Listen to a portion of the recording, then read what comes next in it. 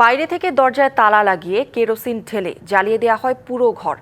একই কায়দায় 5 দিনের ব্যবধানে চট্টগ্রামের রাউজানে 5টি বাড়িতে আগুন দেওয়া হয়েছে। ভুক্তভোগীদের বেশিরভাগই সনাতন ধর্মাবলম্বী।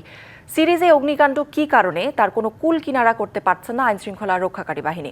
এলাকায় ভীতিকর পরিবেশের মধ্যে সনাতনীদের বাড়িঘর ও মন্দির পাহারা দিচ্ছেন বিএনপির নেতাকর্মীরা। কখনো মধ্যরাতে কখনো বা ভোরে আগুন দেয়া হচ্ছে চট্টগ্রামের রাউজানের ঘরবাড়িতে। প্রথমে ঘরের বাইরে থেকে তালা মেরে পেট্রোল জ্বালিয়ে দেয়া হচ্ছে আগুন।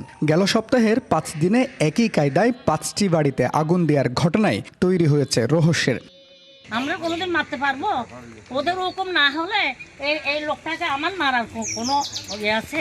বাইরে যে বাইরে না বাড়ি সাইড মিকে যে ভান্ডা দরজা ভান্ডা তারপরে ধাক্কান আসে দেখতে বালাইন দিয়ে রকম বাই কে বাড়িয়ে রকম বাই।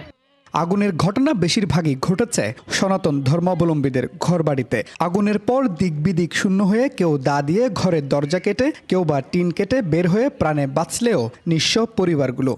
4 গুণ শক্তিশালী এনজাইম ও অধিক ফেনা সমৃদ্ধ অরিক সিলভার ওয়াশ মাত্র 70 টাকায়। আমার বাবার উপরন্ত চেষ্টায় ওনার একটা দা ছিল, ওনার দা দিয়ে দরজার বেড়া কেটে তারপর আমাদের প্যান ঢোকা আর বাকি সব পুরো ছাড়িয়ে গেছে। কাউকে দেখে নেই ডিভাইসের নেই, আর ওদের তো কারোর সাথে শত্রু নেই, চেনার মতো এরকম শত্রু নেই, কারোর সাথে শত্রু নেই। আগুন লাগানোর সময় ঘরের পাশে বিভিন্ন ব্যক্তির নাম ও নম্বর সম্বলিত ব্যানারও ফেলে যায় দুর্বৃত্তরা।